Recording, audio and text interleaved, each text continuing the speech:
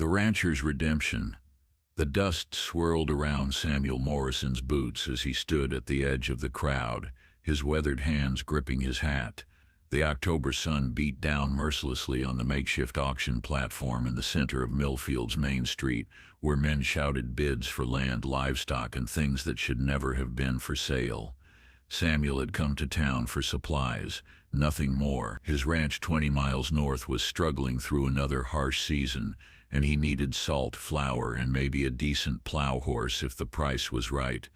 He hadn't planned on staying for the auction, but something had drawn him into the crowd of rough-faced men and curious townspeople. At 42, Samuel was known throughout the territory as a fair man, but a solitary one. His wife Mary had died of fever 3 years prior, taking their unborn child with her. Since then, he'd spoken to few people beyond what was necessary for business. The ranch hands he employed were good men, but they knew to give him space. Grief had carved deep lines around his gray eyes and turned his brown hair prematurely silver at the temples. "Next lot," called out the auctioneer, a thin man with a voice like gravel. "Young Cheyenne girl, maybe 16 years, speaks some English. Good for household work." Samuel's stomach turned as a girl was led onto the platform. She was small and slight, with long black braids and dark eyes that seemed to look right through the crowd. Her dress was little more than rags, but she held her head high with a dignity that made Samuel's chest ache. She reminded him of a wild horse he'd once seen, broken but not defeated, her spirit flickering like a flame that refused to die. The bidding started at 50 cents. Samuel watched in horror as the price climbed slowly. 75 cents, $1, $1.50. The men bidding weren't ranchers looking for help. Their leering eyes and crude comments made their intentions clear. Samuel's hands clenched into fists. $2, shouted Jake Brennan, a man known for his cruelty to animals and worse reputation with women. He grinned, showing missing teeth. "That's generous for a savage." The girl's eyes found Samuel's across the crowd. For just a moment he saw past her stoic mask to the fear beneath. She was just a child, probably younger than 16, trying to be brave in a situation no one should ever face. $2 going once, the auctioneer called. Samuel's mouth went dry. $2 was nearly nothing to him, but it might as well have been 200. What was he thinking? He was a grieving widower who could barely take care of himself, let alone a traumatized girl who probably didn't even want his help. Going twice, but those eyes that held pain he recognized, courage he admired, and a desperate hidden plea for someone, anyone, to see her as human. $2.50, Samuel heard himself say, his voice carrying clearly across the crowd. Heads turned toward him. Jake Brennan's face darkened with anger. $3, he spat. $5, Samuel said immediately, stepping forward. His heart was pounding, but his voice was steady. A murmur went through the crowd. $5 was more than most would spend on a horse. Brennan's eyes narrowed, but he had the sense not to bid against Samuel Morrison. Everyone knew the rancher was honest, but not a man to cross. $5 going once. Twice, sold to Mr. Morrison. Samuel felt dizzy as he made his way to the auctioneer's table to pay.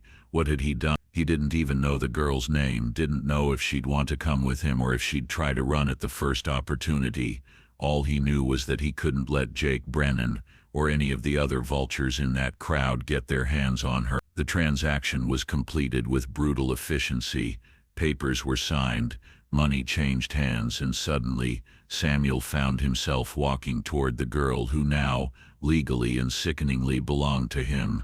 She watched him approach with wary eyes, her body tense like she was ready to bolt. "What's your name?" he asked quietly when he reached her. She studied his face for a long moment before answering. "Ayana." Her voice was soft but clear, with only a slight accent. "Ayana," he repeated, trying to get the pronunciation right. "I'm Samuel Morrison. I have a ranch north of here." He paused, struggling with words that felt inadequate. "I want you to know that you're safe with me. I'm not like those other men." Her expression didn't change, but he thought he saw something shift in her eyes.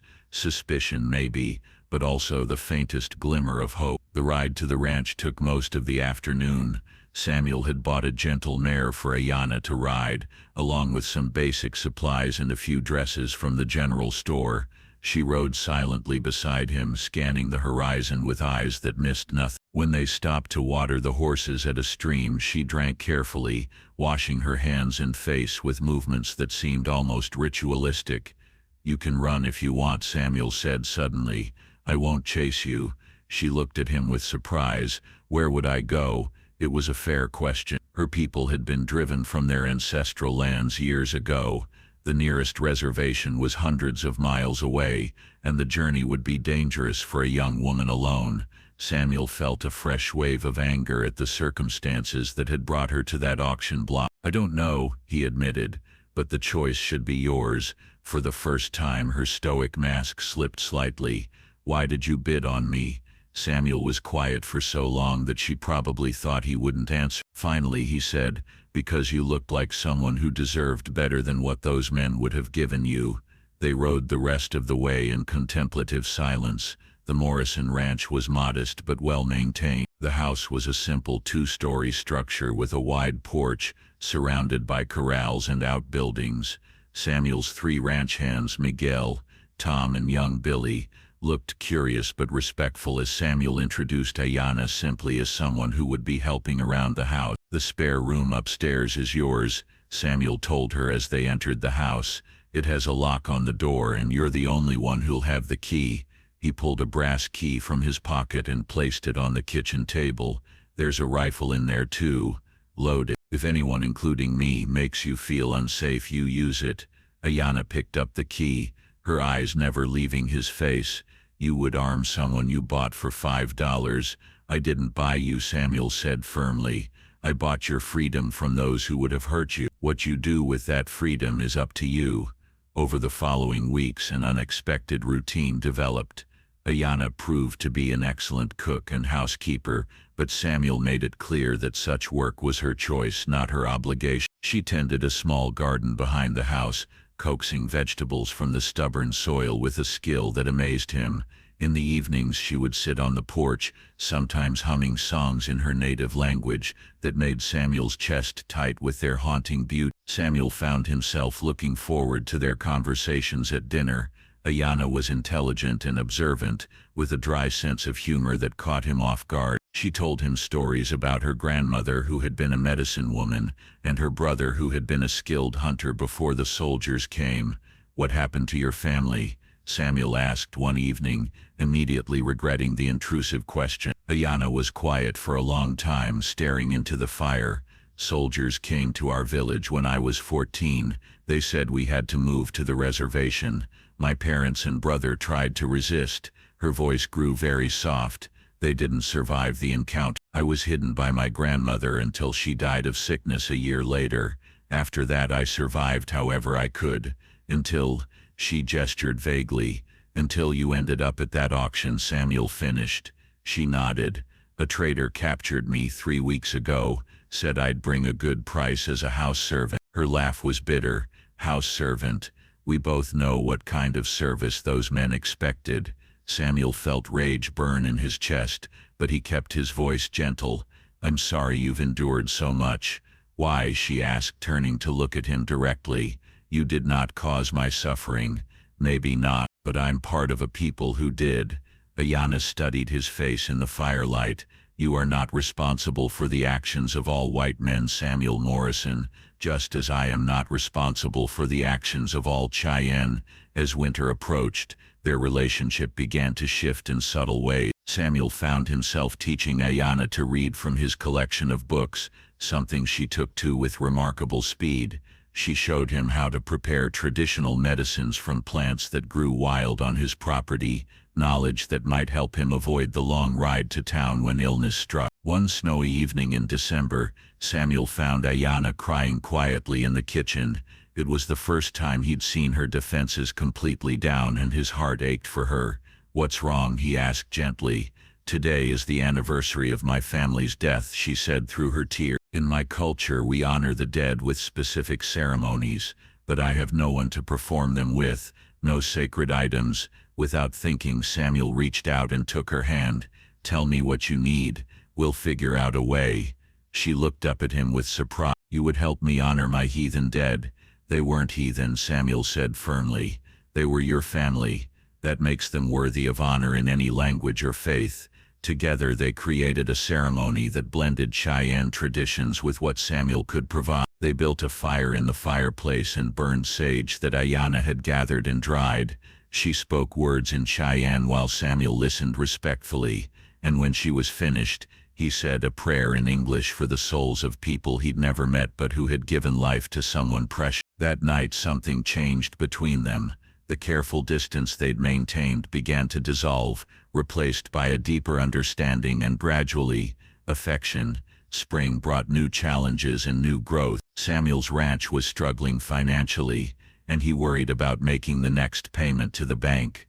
Ayanna, who had proven remarkably good with numbers, offered to help him review his accounts. "You're too generous with your prices," she told him after studying his ledger, "and you extend too much credit to people who never pay." "These are my neighbors," Samuel protested. "Some of them are struggling too." "Kindness is admirable," Ayanna said, "but not if it destroys your ability to help anyone. You cannot save others if you drown yourself." Her practical wisdom helped Samuel restructure his business practices. Within months the ranch was turning a modest profit. Samuel began to realize that Ayanna wasn't just surviving at his ranch, she was thriving, using skills and intelligence that the world had tried to strip from her. One evening in late May, as they sat on the porch watching the sunset paint the mountains purple and gold, Ayanna spoke unexpectedly. "I want to take your name," she said. Samuel nearly dropped his coffee cup. "What? Your name?" she repeated, looking at him steadily. "I want to be Ayanna Morrison." "Ayanna," Samuel struggled for words. "You don't owe me anything. You don't have to." "I do not speak from obligation," she interrupted. "I speak from choice. You gave me back my life, Samuel Morris. You treated me with dignity when I had forgotten what that felt like. You made me remember that I am more than what was done to me." Samuel felt his throat tighten with emotion. "I care about you too," he said quietly. "More than I thought I could care about anyone again after Mary died." "I know," Ayanna said simply. "I have seen it in how you look at me, how you speak to me. You see Ayanna, not the savage girl you bought at auction, not the broken thing that men bid on like livestock." They were married in July by the circuit preacher with Miguel, Tom, and Billy as witnesses. The ceremony was simple, held on the ranch rather than in town, where curious eyes and wagging tongues might intrude. Ayanna wore a white dress that Samuel had ordered special from Denver, but she also wore beaded moccasins that she had made herself and a necklace of turquoise that had belonged to her grandmother. Their marriage was not without challenges. Some townspeople disapproved of the union, though most were too respectful of Samuel's reputation to voice their objections openly. Ayanna faced occasional slights and deliberate rudeness when she accompanied Samuel to town, insults she bore with the same quiet dignity she'd shown on the auction platform, but their love grew stronger with each passing season. Samuel delighted in Ayanna's quick wit and practical wisdom, while she found peace in his steady kindness and unwavering respect for her strength. They learned each other's languages, both literal and emotional, creating a private world of understanding on their ranch in the mountain. 2 years after their marriage, Ayanna gave birth to a daughter they named Hope. As Samuel held his tiny daughter for the first time, watching Ayanna smile with exhaustion and joy, he marveled at the journey that had brought them all together. "She's beautiful," he whispered, tears running down his weathered cheeks.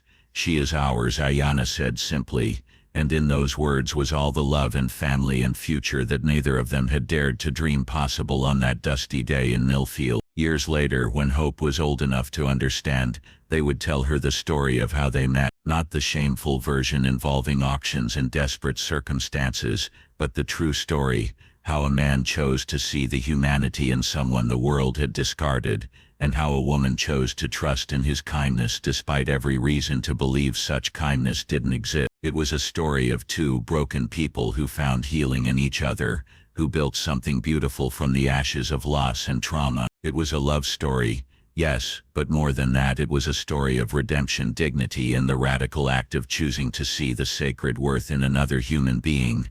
Samuel Morrison had bought a girl at auction for $5, but what he'd really done was save a life, gain a partner, and discover that love could grow in the most unlikely soil when tended with patience, respect, and hope.